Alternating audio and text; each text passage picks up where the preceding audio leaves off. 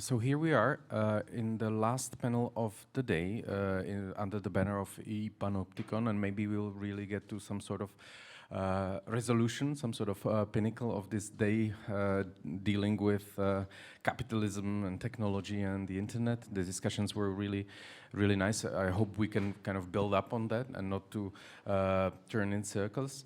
Anyway, we have really remarkable guests here. You have you have already seen in one of the discussions Leonhard Müllner and Robin Klengle. Yeah, thank you for it. They're both from the collective Total Refusal. Maybe we'll get into what the title actually means in a minute. Just for the sake of very brief introduction, you're numerous, you're amazing scholars, you come from various backgrounds like media theory, philosophy, cultural anthropology, gaming, film maybe. So I'm really looking into this kind of interdisciplinary field. And your main working framework or the kind of model activity is actually to use in a subversive way the mainstream gaming and to kind of develop your own video essays using the game engines and games that are already out there for players. So that being said, I would even go directly into the title. So for me, it may be tiny bit self-explanatory. But what kind of refusal can we apply to gaming? Why do we need this as a strategy for, let's say, 21st century and the gaming culture and the society at large? Thank you for having us. Thank you, Václav, for this flabbergasting introduction, and I also want to credit this expository great interpreters. I was following the whole day. Thank you for your great work. Like Total Refusal, we are a bunch of 6 people. And we have started with the subtitle Digital Disarmament Movement, digitale Abrüstungsbewegung, because most of the mainstream games we are focusing on are in a military setting. So our aim is to reuse digital games for a different kind of narration, cause it's just like a rebuilt, remodeled, simulated world from our world, like a kind of a pastiche. We use this French pretentious word very often, and it's just used for military purposes or for playing war. And during our one of the last works we are now working on in the last years, we got more radicalized in the focus of what the medium actually is and where it comes from, besides this military industrial apparatus. We can talk about that a lot, but of course it's the poster boy of capitalism. It appears in as a commercial media within of the rise of late capitalism, and it breathes this kind of bad smell, so flamboyant, that we need to focus on the material side of this media. So just like one last sentence about that, maybe a lot of sentences.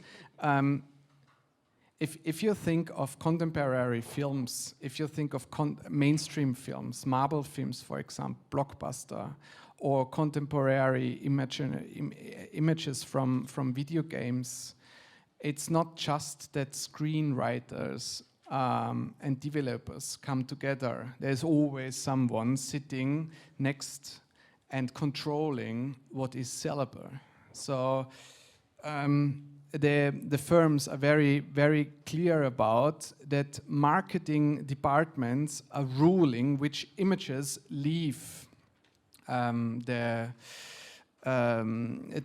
the market, the masses, and which are not. So all the images we consume coming from mainstream media are filtered and manufactured by capitalist thinkings, and we call this kind of we don't call it just not we, but a lot of people call it hyperrealism. So the imagery we are consuming are actually just marketing imageries. It's not just advertisement, it's also film. So if you think of a Marvel production, a Marvel film production, there are 20 scenes or 15 scenes made for each kind of scene, and then those scenes are going into kind of a survey, a marketing survey, and then the one which is the most consensual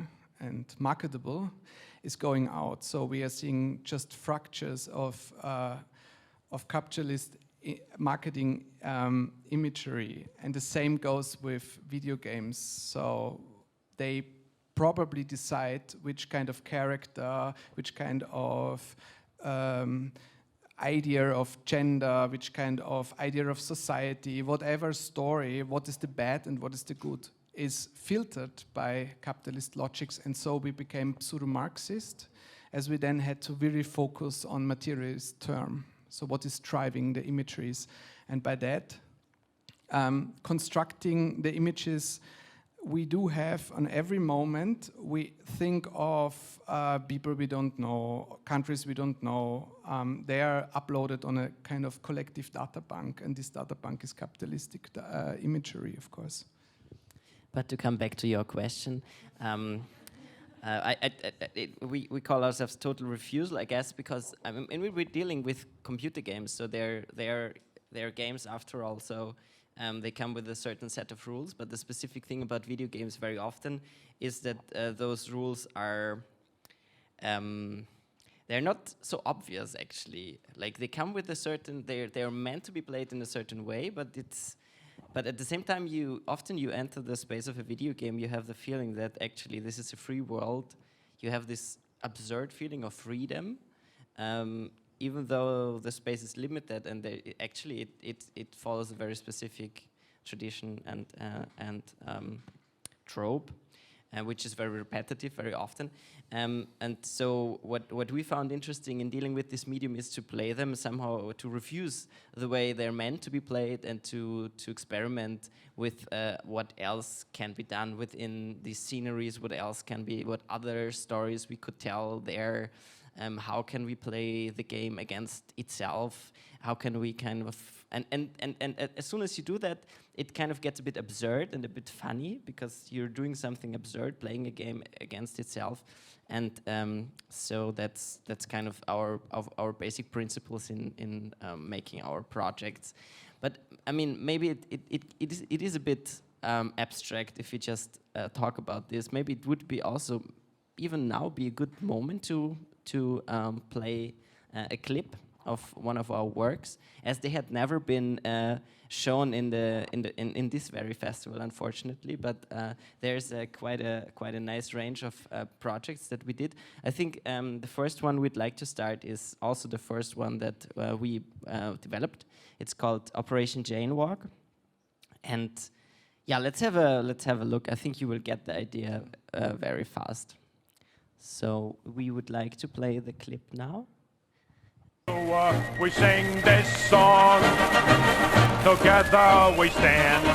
And let's just stop here to take a moment to appreciate this installation, modern sculpture, where the old ideas of individualized, motorized, gas-guzzling transport collides with the practical world of bicycles. The visions of traffic administrator Jeanette Seti Khan, who saw bicycle lanes, bus lanes, pedestrian areas as being healthy for the city, successful in places like Times Square, battling the old concepts of Moses, memorialized in this sculpture, quite brilliant by the game developers, whether they did it consciously or not.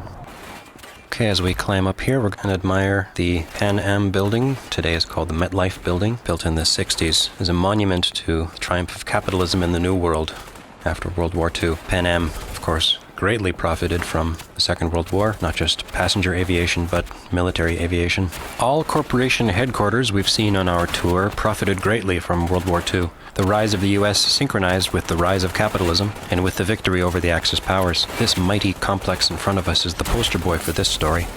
Partially responsible, of course, is Le Corbusier, but the architect that finished it, Walter Gropius. Let's leave this uncomfortable situation, but stay flying in our ears with 1979 Pan Am song We Fly the World, the airline's official advertising jingle.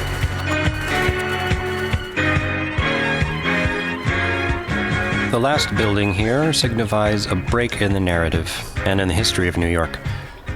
The 1960s saw economic growth, the 1970s, oil crisis.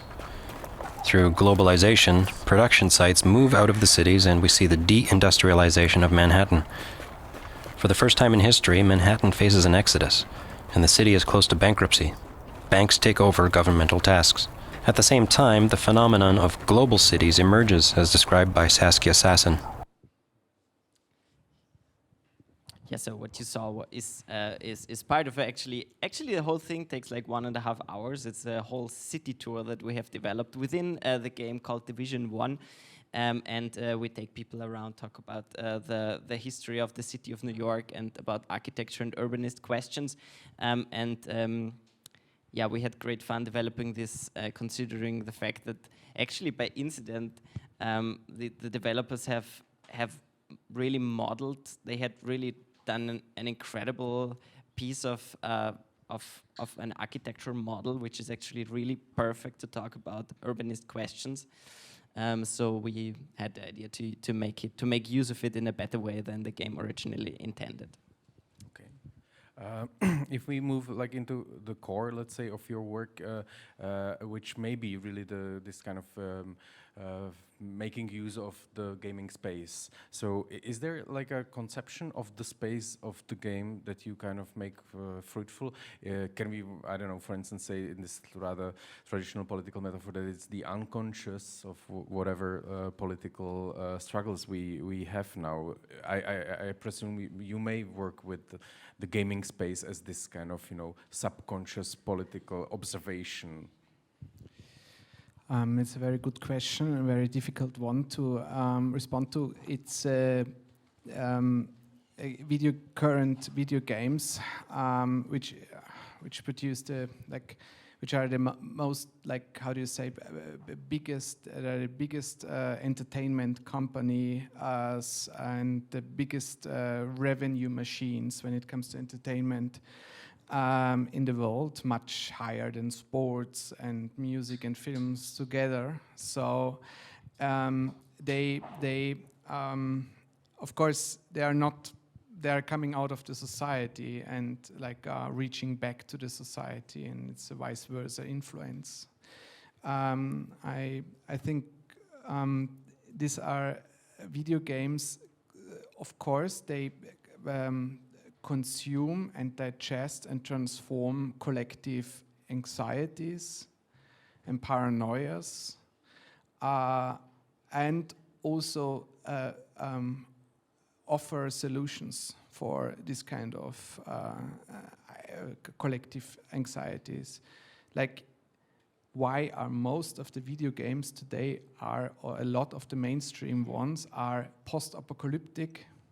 Because we are facing a lot of crisis and so on. So you're thrown into a world in which there is a chaos, mostly a pandemic. There had been tons of games before we had this pandemic, which a pandemic setting long before. So even this game, this is, I think it's from 2016 something, yeah. So this New York post-apocalyptic setting of Tom Clancy is a pandemic setting where nothing works any longer, and you are a kind of a state militia who is bringing order back, and you are an individual. So you can solve the problem of this world, this is a phantasma people want to have. In the world of late capitalism, we don't have this kind of opportunity, not even to maybe have a lot of people, most of the people have kind of access to change their own life. We know it from Thomas Piketty, who was kind of scientifically making clear that you don't have any kind of tools in your hand to upgrade your social class on today, like he's one of the most influential, or the most influential economics of today. No, I just add that I think this is really one of the reasons of also of the, I would say, of the utopic quality of video games, I mean that's really like almost like the background trope or background story or like meta story of almost every game is that, you know, you start small, the world is big, and with hard work and investing time, you can control everything and you can defeat even the greatest monsters. There are a few exceptions of video games where this is different, but it's really not a lot of them. And either if it's a strategy game or a shooter, it's basically the same. I mean that really takes away, or that, I don't know. I mean, this is really a perfect story of a meritocracy. Thank you. Of that actually this would be possible, right? That if you just invest enough time and energy, then you can actually reach the top of society. That's something that definitely is. It's an experience that you can only have in games, at least most people, and also it's. What games offer, our gaming spaces offer, is that you can really see the result of your work, even though it might be repetitive, often absurdly repetitive. If you think of that many games consist of gameplay where you do the same thing like for hours and hours and hours, and it's not really that fun to do it, but it's rewarding because you really see, you can really progress. That's always somehow the case, that if you really invest time and energy, you end up somewhere and you can develop. And that's, I think that's really something that,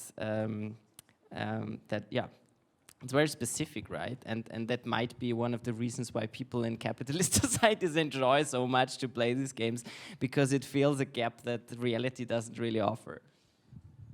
Okay, moving from, let's say, the space towards the activity or forms of engagement with games, how do you even conceive of your perspective among, let's say, those traditional models of playing, observing, subversively using, or even developing games? You still haven't developed your game on your own, so is for you, for instance, this kind of subversive anti-usage of games, is that the way that can be even generalized beyond, let's say, artistic use? Yeah, we're not totally dogmatic in that, and we would, of course, I mean, if there's a game developer in the audience who is really interested in working, I mean, we can talk, but it's we started with this. I mean, that's the two, I would say, we are 6 people, so, and what's really common among us is one that there is a certain political mindset that we share, and the second one is that we are all fascinated by video games and that we also play video games. We started really as a gaming collective, and that's also like the starting point. And I think that like that's we had this even as a rule that we're not allowed to change the game in any way, and we just have to play it the way that everybody can play them, and by this means creating something different. So that was kind of our own game that we played with video games, and then we changed it a little bit because we also got interested in modding, and you know, you can make a lot of interesting things by changing or doing modifications of games. So using the assets in different ways, changing the way how the game reacts to you and stuff. So we started to do that as well, but we're not so dogmatic, so who knows what the future would bring. Okay, you already touched upon the problem of, let's say, post-apocalyptic framework of current gaming, and this being the dominant form of the world building. I would like to go into more specific detail in terms of first the trauma, because apparently culture really has a lot to do with traumas, and there's music and movies, of course, are doing their job, but in gaming there is maybe something specific about really developing your own resilience or methods of coping with traumas. And the second context where I can kind of go with the post-apocalypticism is actually the post-socialist architecture that you sometimes even use in your video essays. If you can frame this kind of geopolitics of the post or even like socialist world and the world of blocks of flats.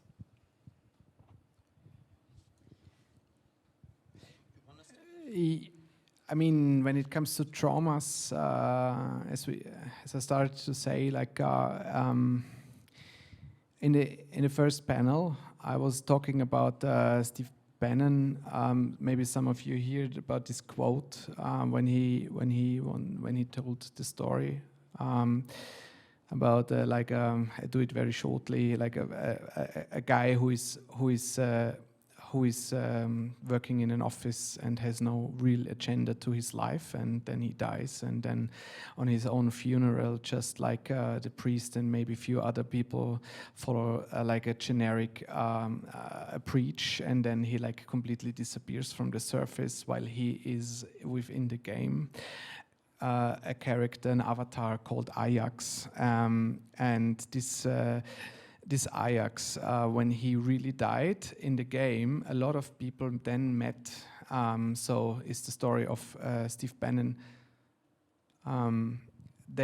Thousands of people from around the world reassembled themselves and celebrating the funeral of this guy, taking one day off just to be there online. And then Steve Bannon says, I want you, like the right-wing guys of the gamers, I want you to become Ajax and not being the other guy anymore. So he has a kind of, he grasps the empowerment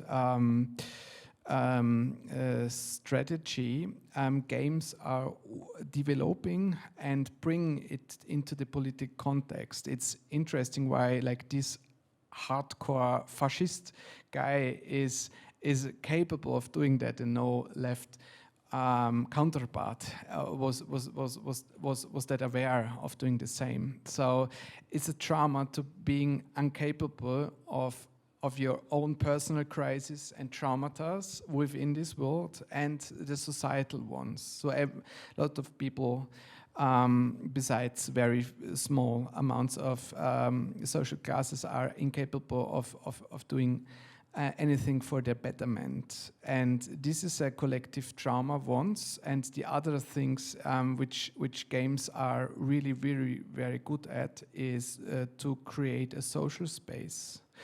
So community, like not just within the pandemics, but also during beforehand. So you find someone who is acknowledging your effort. You find some group, and you can really be a master. Maybe you can add something to that.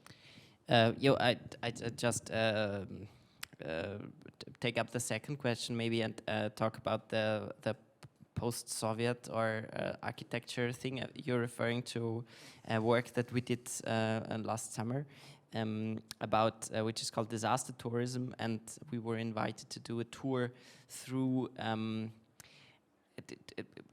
tour through post-Soviet architecture, and we found that very interesting in the game DayZ, where there are maps from Bohemia Active, like from a Czech Republic. Of course. Yeah.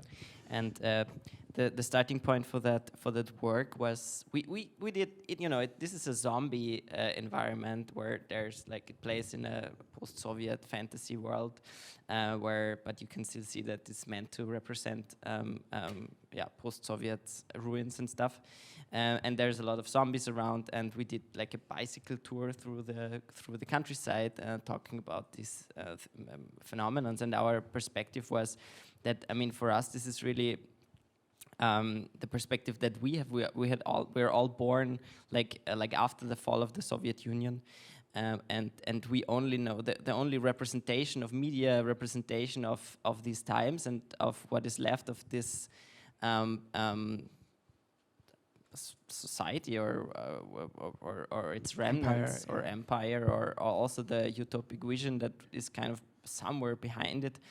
We only know it by the representations that mass media would offer us, and that's how it looks like. So it's ruins and there are zombies around, and it's like, what does this stand for, and what can we make up with of this world? That was kind of the what was the task for us, and also of course kind of go a bit into the fall of this empire and the tragic ending it had in dissolving into capitalist reality. It was a very delicate matter because we did this kind of tour shortly before Russia invaded Ukraine, and we had been commissioned from the Russian pavilion, partially by Italian curators, partially by Russian curators, who are completely dissident with their regime, of course, I have to say, because they now closed the pavilion in order to make a symbol towards their politics of the country. And we got them on our tour and guided them through the places and let them also speak about it. And what was so fascinating about next to this representation of Eastern European pastiche of a fallen country is that the cliché is a very atmospheric one, of course. So we see that there is a lot of suffering going on, but we can't explain it in the Western world. So this kind of situation in which foremost like Russian country or post-Soviet countries are in right now, they had like a collective trauma within this, which kind of linked to this death of despair, like 5 million people, which is a conservative estimation, had been like killed themselves by suicide or alcoholism or drug abuse, because from one day to the other, they faced a completely new life with maybe no job and no networks whatsoever. So this kind of situation was somehow brought up by mass media in an atmospheric way, and now we are like in a second layer. We want to redo this with the acknowledgement of the current status of the geopolitical situation. You wanna show a part of the work, maybe? Disaster tourism. It's not. It's somewhere in because we made a row. Maybe you can play. So we did a lot of. We engaged a Russian a band to make the music for compose to do the music for our film, and we did also during the tour we did some music videos as well with the clumsy avatars, which is what you're going to see now. So please play the track. Is called Disaster Tourism.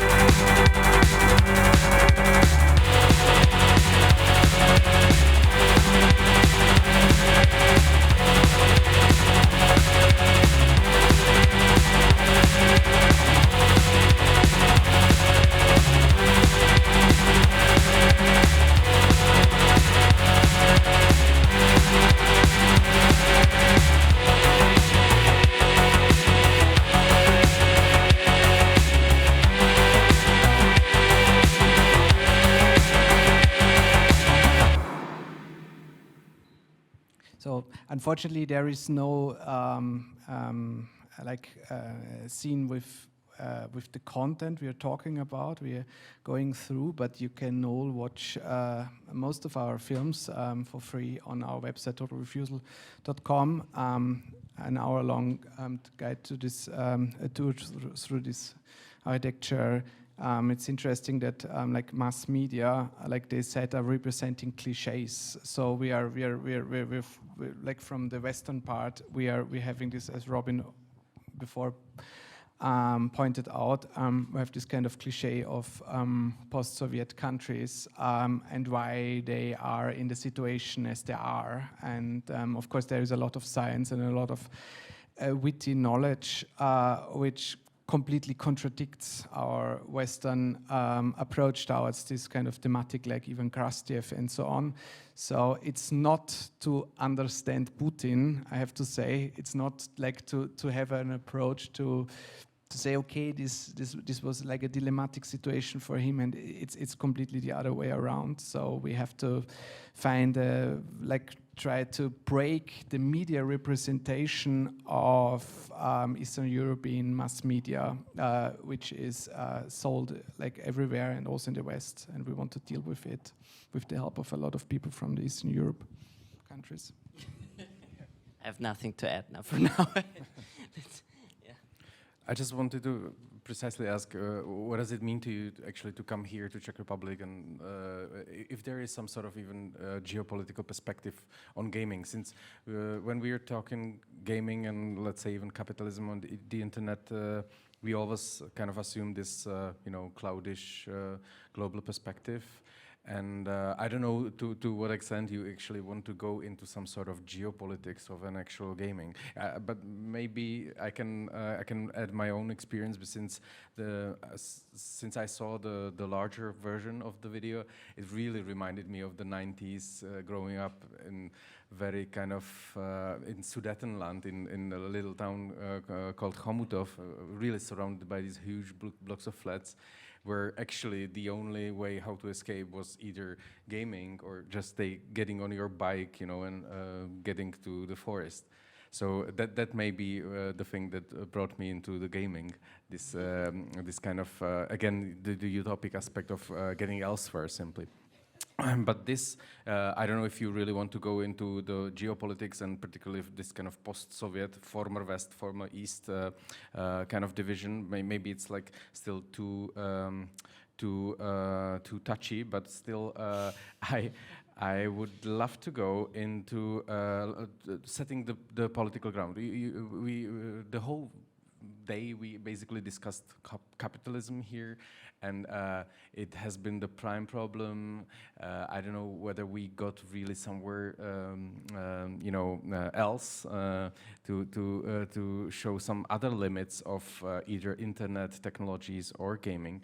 But let's frame gaming in respect to current politics, and you already mentioned the issues of the business, the creative control, the corporatization of gaming. Is there something else in terms of current gaming that is really of a particular interest? And particularly, are there some options to do it otherwise? Other than all the things you mentioned already. No, also. No. I think what is. I mean, I think it's important to say that, of course, the games are really different. We're working here with a very specific set of games. Even Bohemia Interactive is not the things we're working with classically. Usually, it's more fun to make fun of a very stupid, very big game, because oftentimes they are very stupid and very fun to mess around with, so this is not really classical for us, I would say, but it's diverse, right? I mean, you have all this indie sector, which is really works really different in capitalism than the big productions where there's so much money involved that there, and in the indie sector, it's much more of a risk venture thing with the startup character, where of course the forms of storytelling are totally different because they try something out and if it can work or not. Whilst the big games are crazy conservative still, because there's so much money involved that they are repeating the same thing all over again and are really taking only minimum risk, which makes the whole thing very stupid to play. But and then, which is of course always something we're totally interested in as well, is that's only the one side, right? That's only how the games are done, and the other side is what people actually would do with them. And there is of course there are so many more people working with video games in a creative way, and that's a whole other set of questions, which is interesting, because of course we're not the only ones doing stupid things with video games, and you can do that, and also people in the community are doing that a lot, and you can really see that. I mean, those things are spaces, you can really work with them, and it's not just a representation like a film, but it's still inviting, and you still have a certain possibility to use them in a creative way. The disobedience about rules is what is kind of the lubricant which like lets us like getting in completely, and the question of breaking the rules, because these rules are not unpolitical, of course. These rules are a setup of a consensus based on what the hegemony of society is thinking of right now. So breaking the rules stands on the very, very, very beginning of video games, when some pacifist anti-war students were opposing Vietnam War in Massachusetts Institute for Technology, and were appropriating huge computers, which had been big as a room, in order to because these computers had been used for military purposes, and they reused it. They appropriated these computers and made the first digital video game, which was a space war. I mean, there are analog video games before, etc. But this was the very first beginning. So you have the hacktivism, you have the disobedience, you have the reappropriation on the very start, which was actually a pacifist start of this military influenced entertainment sector of games. And even in Czechoslovakia, there was a lot of disobedience via video games, like playing behind the Iron Curtain. I really can recommend this book. It's so the people there, they were all, how do you say, unionized or communalized within groups, sports groups, and if you want to do something, you have to enter one of those groups, and they had been surveilled and controlled nevertheless. But within gaming, which was back then a very, very like, how do you say, terra incognita, they kind of introduced disobedience and dissents. So they got a lot of small discs in with like Western games, or they also programmed their own games, which sometimes had been games of disobedience or critique or whatever. So or whatever, or just fun. So this is like within this, and this is what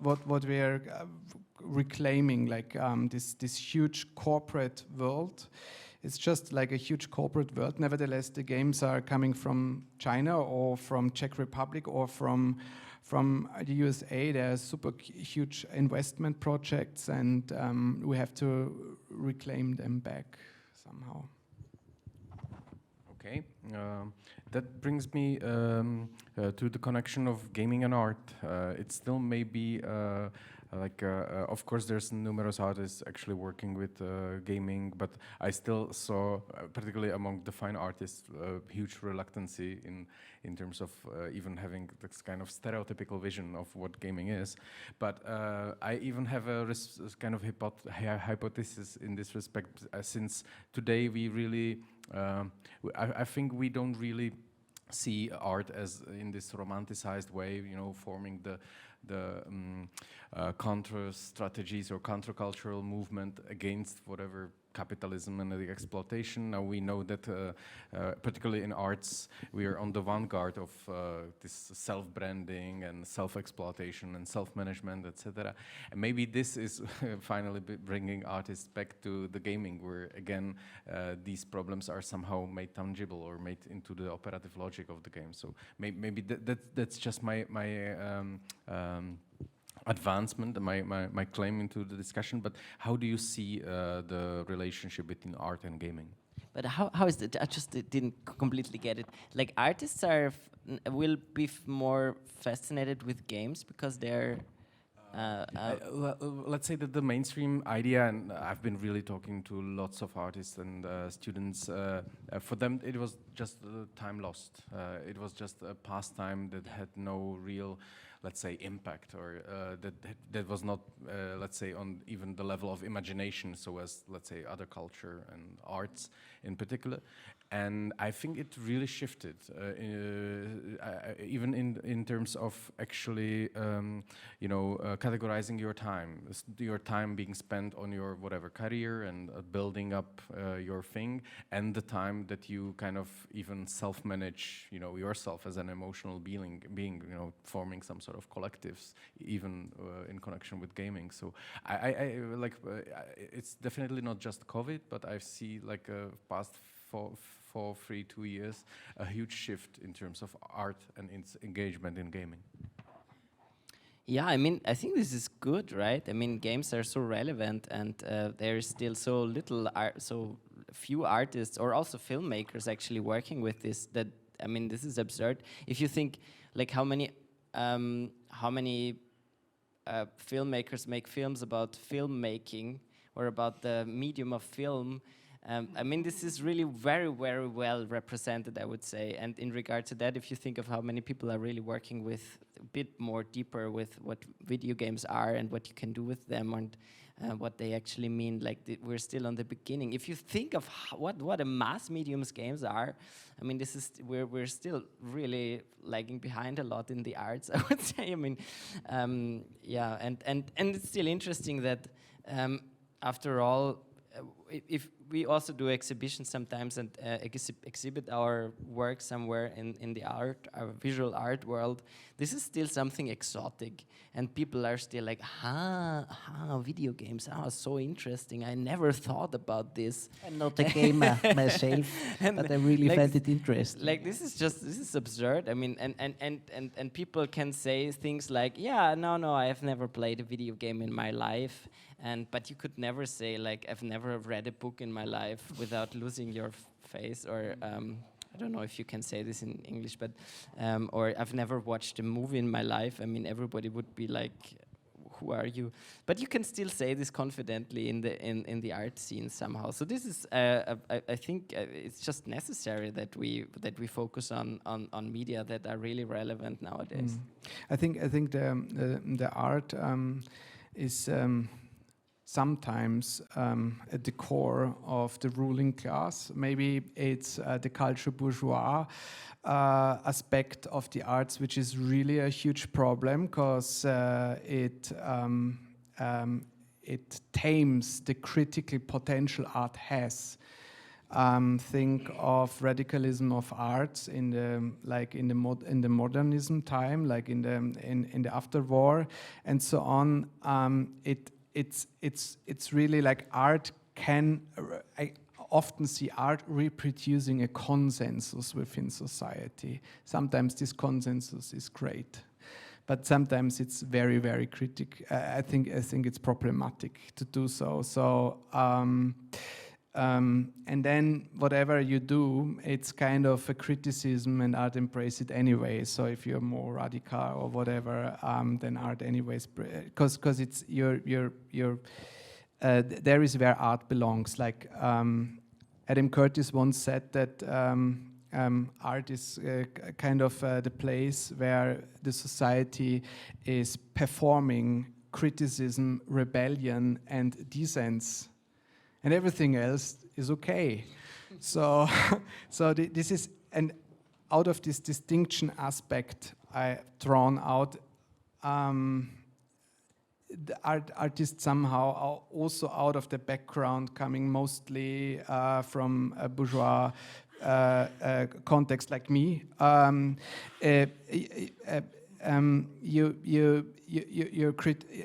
do you say, it's the mass media is still something which is maybe a bit nasty, and it's not politically correct. It's something for the masses, and you produce for like your bubble, of course, and maybe for the market.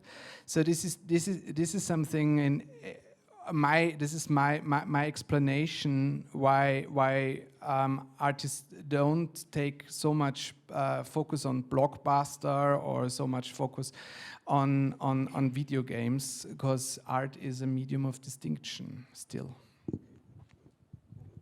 I think it's almost the time to give the audience actually the opportunity to ask you a question, but I still wonder about like one thing. Maybe you can just answer by screening another video of yours, but still it's the identity politics. Since I'm kind of preoccupied with that, but also we get into this direction of our social background being the determinant factor, but also maybe framing the discussion of the whole day, because it all revolved about the capitalism being bad and the corporations we need to either regulate or change entirely, which is of course what I agree with. But on the other hand, what if there is even some like more underlying problem really connected to how we get represented today, and maybe there is a special relation of that with the gaming?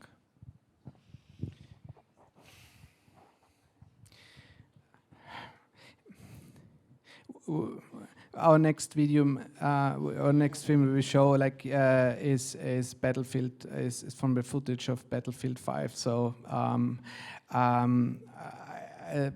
marketing departments misunderstand identity politics at all or whatever. So they just like the solution for a problem is, for example, that you have two opposing fronts in the Second World War, which is the Allies and which is the Nazi Germans, and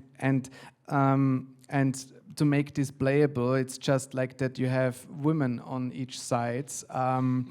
This is not a problem. This is the problem for the gaming community, actually, which says this is not historic, accurate, and so on, which is bullshit, because nothing or most of the things depicted in video games is not like, think of the speed of tanks in video game. I mean, this is ridiculous to talk about historical accuracy, but with the women they have a problem. But this is not a problem for me or for us. The problem is that Nazi Germans are just like one army, like a normal army than the Allies. So you spawn randomly on one of each sides, and then you just fight each other. So this is maybe you have another answer to it.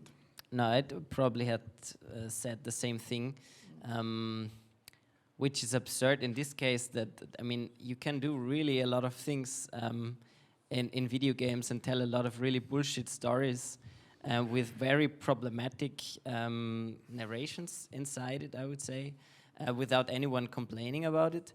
But like, yeah, adding women to a Second World War scenario, people will get crazy. I mean, the discussion is a little bit absurd altogether. Yeah. And depoliticizing Second World War is fine, but like this is really fun. Yeah. No, it's yeah. You have a lot of other problems, like with division. You have, yeah. I think this is. We go not into we just watch How to Disappear, please. Battlefield is a multiplayer online shooter. Up to 32 players fight against 32 opponents. And they do that for one reason, to have fun.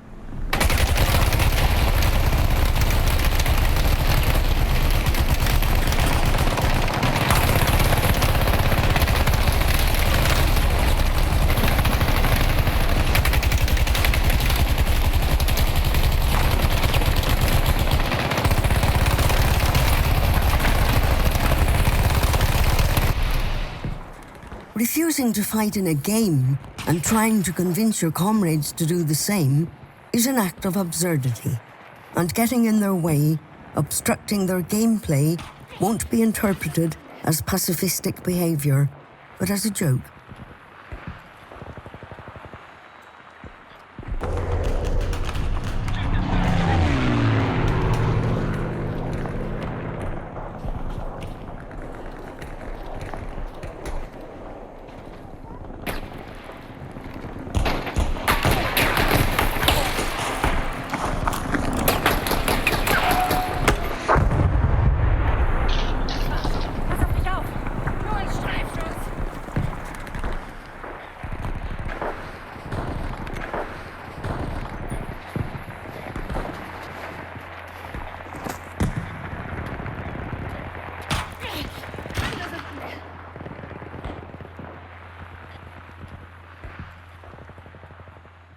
In the physical realm. So to give you a bit more of a context, How to Disappear is a film about deserting, about running away in war, filmed in Battlefield 5. We was kind of trying to really do an anti-war movie and in the Battlefield 5 environment, and to tell stories about deserting in real history, to go into that topic, but also to really try out what's the pacifistic possibilities of these spaces, and how can you actually break this game in some sense. So you saw, if you didn't understand what you were seeing, actually in those scenes, we did a lot of we tried a lot of pacifistic interventions, trying to prevent players from killing each other and getting in their way, and harassing a lot of players with pacifistic nonsense in this game. Yeah, actually, like online performances, like in the former game, they said that we try out like this. Should we, like, as we are short in time, should we go into the next? Yeah. If you want to play another video, yes. If you. Yeah. It's just like that we want to say that we are as proud to be here in the Inspiration Forum in Jihlava, which we actually wanted to be here for so long that we even declined to be on our Austrian premiere right now today in Vienna, and instead being here. And the film, which is shown not here, will be here screened in a snippet, which is Hardly Working, please. Yeah, please. The file is called Hardly Working. In the late afternoon, the stable hand carries bales of straw from the storage yard to the paddock.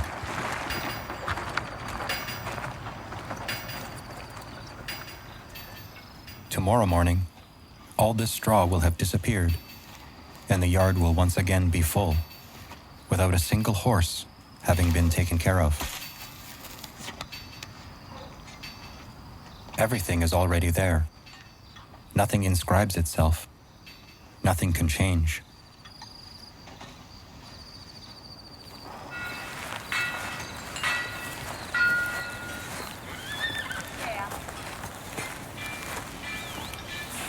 It's hard to imagine a world without progress. Our faith in tomorrow's abundance is an imperative to keep everything going. It drives us forward without a sense of direction. In capitalism, the future is an asset, and it's already been sold. A paper-thin promise, masking deeply corrupted mechanics, creating a world caught in a state of permanent, raging presence.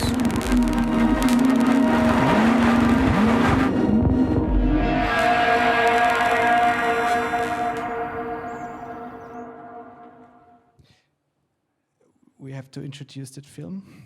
Yeah, very briefly, Hardly Working is about NPCs, so the non-playable characters, the characters in background, in this case of Red Dead Redemption 2. And it's something we follow the NPCs in their daily lives, so the extras in the background that don't really play a big role in the game usually. And we follow 4 characters for a whole day. We did a lot of observations, almost ethnographic-like observations of their life, what they do, and also specifically about what they produce, because they go to work every day. They put nails into wood or sweep the floor, but of course they cannot change the environment they are living in any case. This is totally impossible for them to reach any kind of status, change of status through their work. So they're totally trapped, and at the same time they are often laggy, and also they kind of refuse to work in the way they are intended to do, which we found very stimulating in the sense that in the way they are glitching or are mistaking they're becoming human as machines. So it's the same if you think of workers who are about to do what is intended to do, like a machine within an apparatus, and if they kind of having their personal story dragged into the firm or in their job, whatever they do, it's something personal. And yeah, this we used as a metaphor to think of our current notion of labor. And what we can learn from the NPCs was the question that we posed. Yeah. So, if you're interested to see it, send us an email. We will send you a screener. Okay, I guess there's 2 more videos. I don't know if you want to play them. Not necessarily. Maybe I would very much like to open to the audience. Okay, so maybe in the audience there is this question: can I see the other film? Maybe. So, is there a question? I see Andre in the first row and somebody behind. Hi, thank you for your really nice talk. I wanted to ask about your interaction with real players. Like, what are their reactions when you are filming these videos? Because that was like the first question that popped into my mind. Like, if you do it in a sterile environment, or then you mentioned that you actually involve the players. So, is that like a part of your work as well? Thank you. Thank you. Yeah, we do like this very much. This is a good question. Yeah, it's of course one of the part of the fascination that comes for video games is of course not only the narration and storytellings and all the problematic things about them, but also that they are actually social spaces and you can meet people there. We met a colleague of ours who is now a member of our team inside a video game, so it works. And of course, this is always something we try to implement into our work. So sometimes we try to do that. Is exactly what you said, to test out how people react if you do something absurd or something different. In that case, it was. I mean, it always as we use games in a very parasitic way,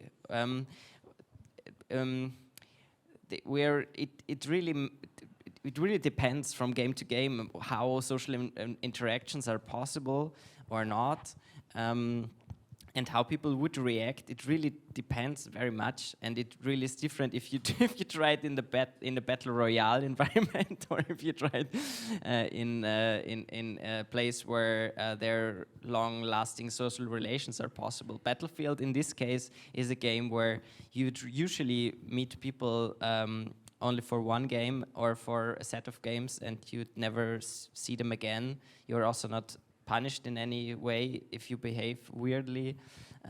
Usually you cannot even get kicked out of the servers.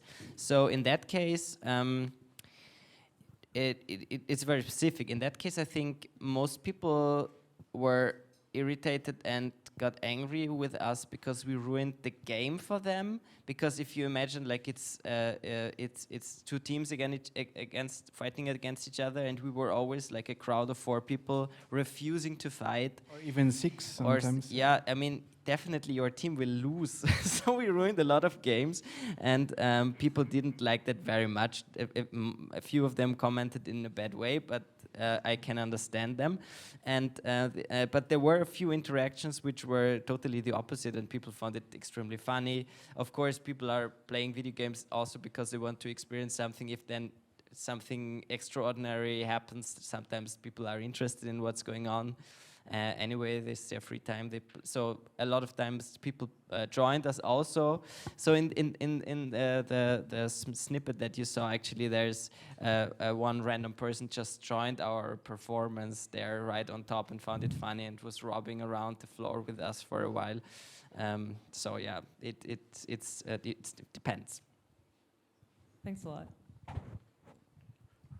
There's one question more. Yeah, well, first of all, I'm surprised that you didn't get banned for griefing, because that was the first. I mean, just to I don't know, explain, griefing is intentional harming of the game goal. So I would imagine you would get banned. So that's a good sign you didn't. But my question is actually, and it's related to the other part of the program here. We are also showing right now actually Harun Farooqi and his serious games investigation into the game adjacent simulation used during the actual battle training of soldiers and this military entertainment complex kind of thing.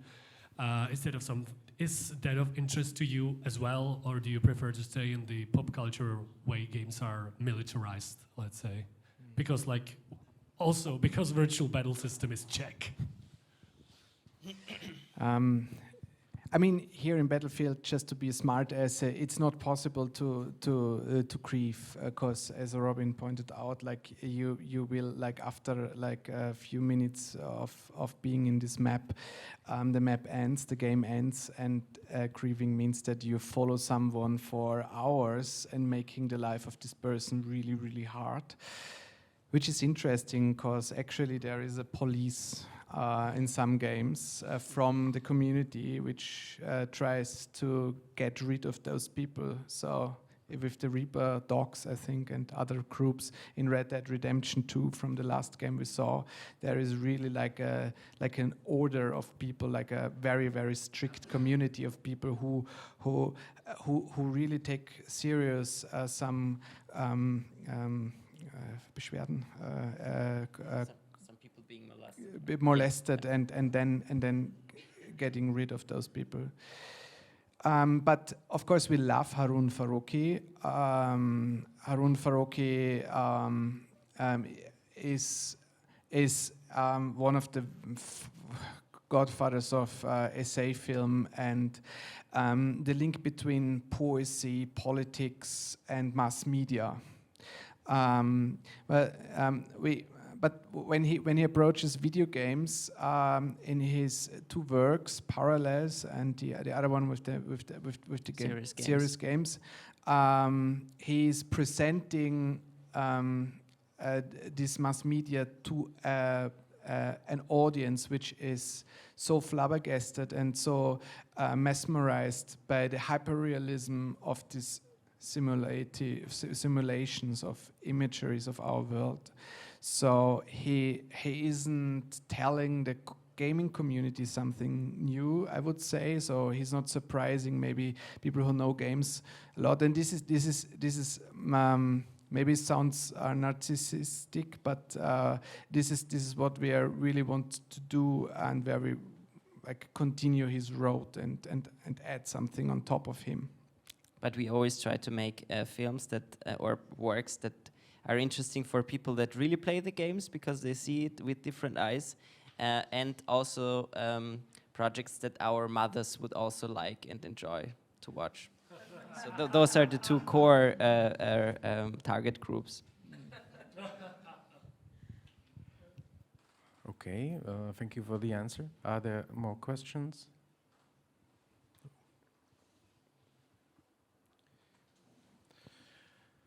If no, I still have few. I have quite a few. Yeah, we have time. Yeah. I hope it's not going to be again just my crazy para-academic interest, but if we can move tiny bit into theory of games, theory of technology, if there is actually some sort of resort or some sort of referential framework that you would work with, because I think the theory is constantly failing in terms of actually grasping what's happening, in terms of actually deploying some real workable alternatives from the age of cybernetics and cyberpunk, from network theory or net art discourse, or whatever post-accelerationisms and post-Marxisms. So do we actually have some workable framework at the moment? It really changed a lot through the pandemics, game art is actually like the genre we are in, or machinima, doing films within video games. So as well as the materialist grasp on or perspective on video games. So you have during I wrote my doctoral thesis, which is now applied to the university, is I was astonished. I was so astonished by the material which appeared, which spawned, and there is a lot of great theory which sometimes made my research obsolete. So there is people Soraya Murray or Eugen Pfister, and even on left-wing magazines like Jacobin, they are really focusing on this phenomenon. I have nothing to add now. I cannot really say anything more. You're the game. I mean, there is a lot said before, of course, with the critical theory. So you can just adapt it, and it's often used. And what's interesting is that also the theory, which was mainly male-dominated, also becomes more and more focused by female researcher.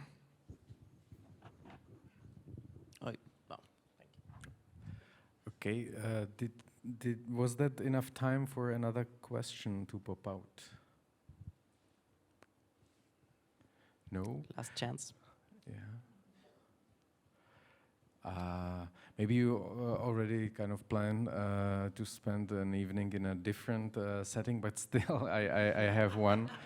Yeah, we still have the time, so maybe really last question for me. And since all the panels today, they tended to somehow end up in a more cheerful way. So what is it that we wish for in gaming? Are there some particular strategies, futures, some utopias of gaming on the horizon?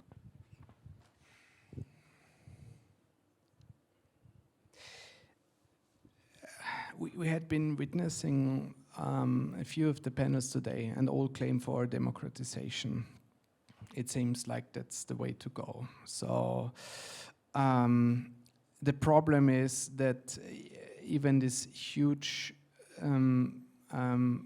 marketing-fueled mass media corporations like Ubisoft or Electronic Arts or Activision or whatever, they don't take the community that serious. Nevertheless, they always claim for. So they release a sequel after the other, and always the community is raging about making the game worse and worse because of marketing decisions. And nevertheless, the community goes away. The game sells quite brilliantly, because first of marketing, and second, because there's increasing demand for games. So they don't care.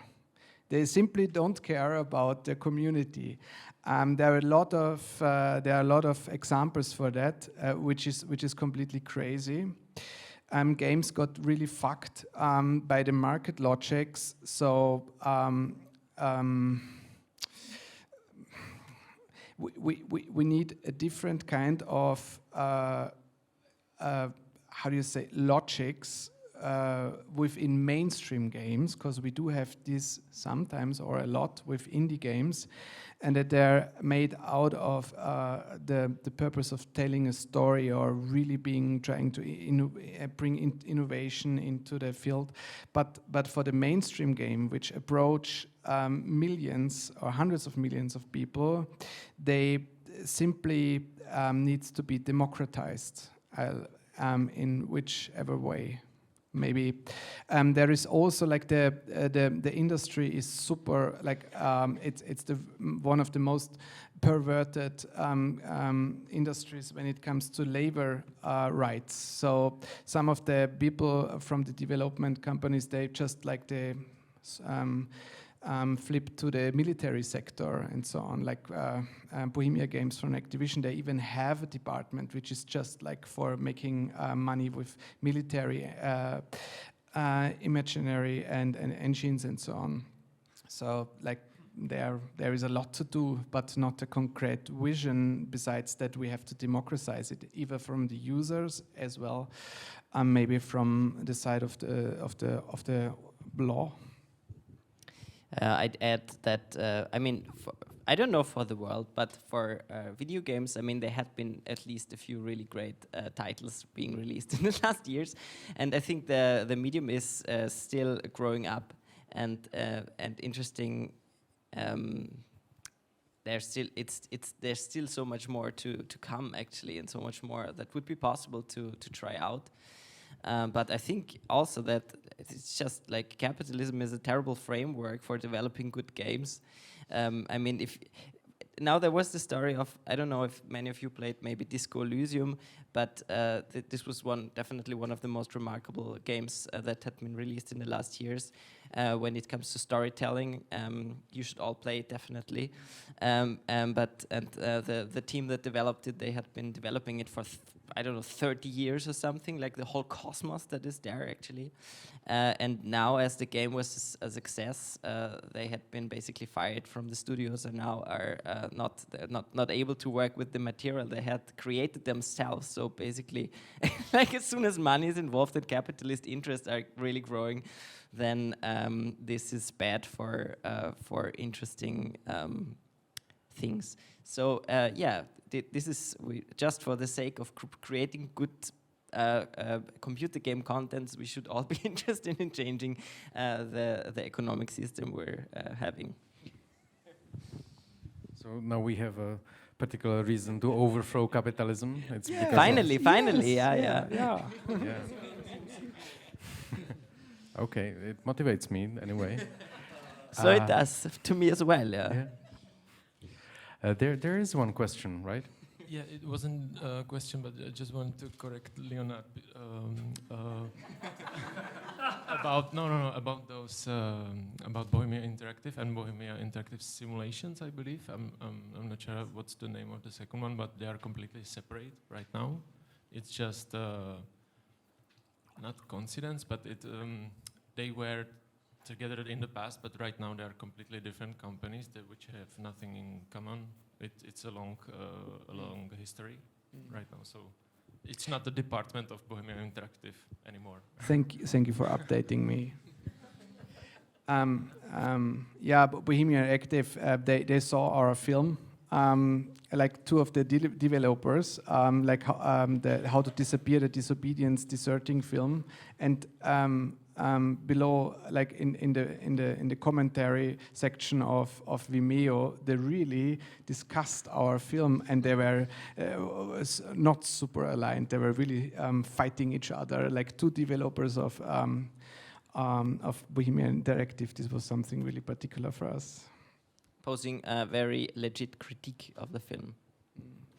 Are we outside the framework of our time already? We still have almost 10 minutes. Okay, then let's get into Super Wonder, please. There's a question. Let's have the question before, right? Yeah, it's a very small one. Though I would say the games share DNA definitely, and also the Bohemian Interactions is now owned by the British armed manufacturer, which is also very funny. Anyway, my question is there, according to you, such thing as ethical playing? Because, like, for example, I have an example, because you mentioned Activision Blizzard, and I've noticed this sentiment after the sexual misconduct allegations about an anti-union crackdowns on Activision Blizzard came out. Some like more, I'd say, like critical or left-aligned YouTubers were calling for like boycotting of the company and essentially blaming media for even covering the games the company, which is obviously atrocious, keeps releasing. But then again, also, I enjoy Overwatch 2, so is there such a thing as ethical playing? Like, should I stop playing Overwatch 2? I don't know, do you think about the consumption side of things? When you're talking about two things, so we don't have a problem to play war. I think this is where war belongs. Games itself, either if they have been analog or digital, like they follow the trace of military settings. So it's a problem when it comes to gender, because we need to have a completely different kind of also gameplay, and not just Sims, like simulating capitalism and founding a family, but something else for women. So this is one point. So it's not a problem to shoot someone in the head if like this is kind of the antagonism, but you have to tell the rest of the story. So you have to tell what war is also like doing. There are very few examples who are really responsible in their narration and so on. And the other story is that you have this sexual harassment, you have this very toxic environment of gaming development companies and so on. It's not different, like if I'm leaning towards the other or linking towards the other talks about the internet or social media, it's not different to the other digital environments. They're toxic too. It's a system above of all, this kind of media which brings up toxic things, brings women into unnecessary distress and horror situation, and filters a lot of hegemonial imageries into the people who are then becoming kind of like first frustrated and secondly maybe biased by certain kind of so there is a lot of it's the framework above, I would say. I mean, I think I guess the gaming industry is one of the most difficult fields when it comes to labor issues and exploitation issues, and this is of course a big topic. Also because of course, I mean, especially for the big, not for we heard it today. Like of course they are also outsourcing, and there's a lot of pressure, and people are underpaid, and all these kind of problems. And then there is this specificity, I guess, to this industry that is specifically toxic, and other terrible things happen over proportionally there. I don't know. I think these things definitely need to change. I'm not so sure about if a boycott of one certain company is the right strategy to really address this. I think labor unions are much better equipped usually to deal with these kind of issues. Yet I think on the other hand, if a well-organized boycott may also change the rules of how this industry works to a certain degree. But I think you only yourself now not playing this game, not refusing to play this will probably not change a lot. But if you think bigger, maybe you can have a small impact. As I told, like with Battlefield, like the predecessor of that game, like even if like 100,000 or even million people are boycotting the game, it doesn't change because it's still getting sold. It's completely ignored. So the mass is getting ignored by that. And also, I mean, like the biggest companies are the worst employers, I guess. Maybe, I mean, if you think of Rockstar or all the other big employers, I mean, they are all really terrible. I mean, it's like couldn't be worse almost. It's a simulation of our world, so which you can enter in video games, and that's not so different than the rest of the world. That's I think the line. Yeah, that's the punchline we've been waiting for. But maybe there is still 2 minutes for the Super Wonder. Yeah. Okay, Super Wonder is a nice ending of the evening. Okay, can we ask the production?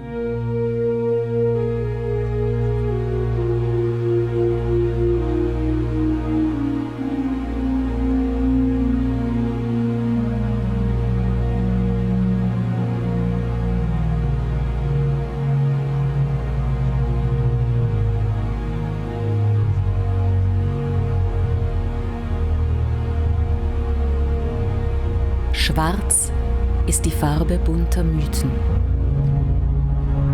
Die Tiefen der Ozeane, die verschlungenen Höhlensysteme,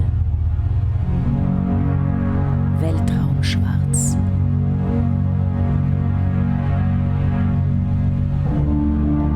Wo es schwarz ist, bringt die Fantasie den Menschen Schätze.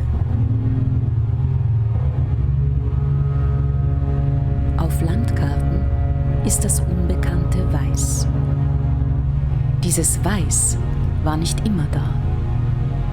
Die Karten des Mittelalters stellen die Welt als vollkommen dar und sind beschrieben bis zum Rand. Schon damals glaubte kaum jemand, die Welt sei flach. Wer die Sterne beobachtete, konnte darin den Umriss der Welt erkennen.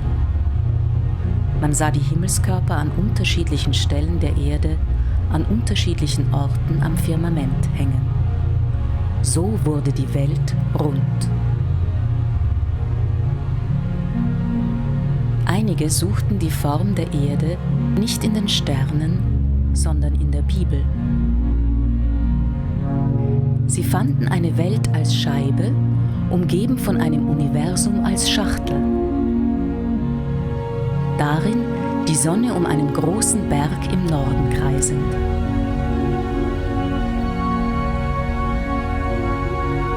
In der Romantik wurde aus Bergen und Tälern eine Heimat. Die Landschaft zur eigenen Landschaft, die den einen gehört und den anderen nicht. Aus dem Land wurde der Vater und die Mutter zur Natur.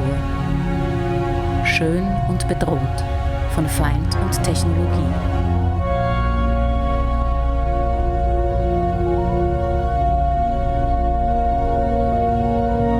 Seit die Menschen die Welt aus der Vogelperspektive betrachten, scheint das Rätsel ihrer Form gelöst. Der Blick vom Himmel herunter erhellte die Erde.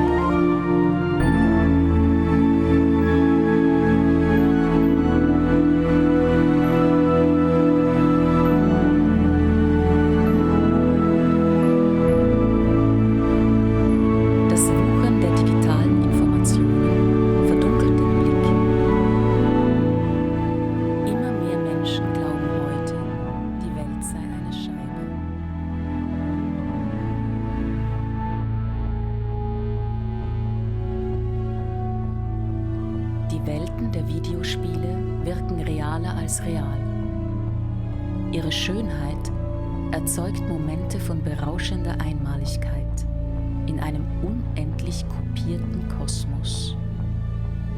Ihre Algorithmen träumen die schrillen Bilder des Kapitalismus. Scheiß Kapitalismus.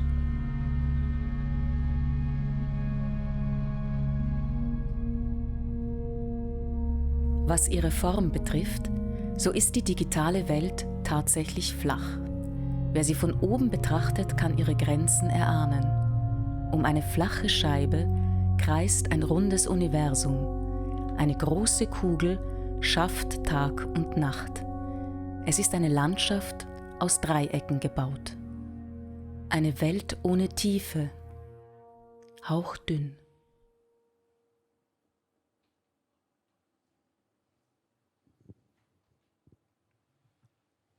Thank you. Thank you. Thank you.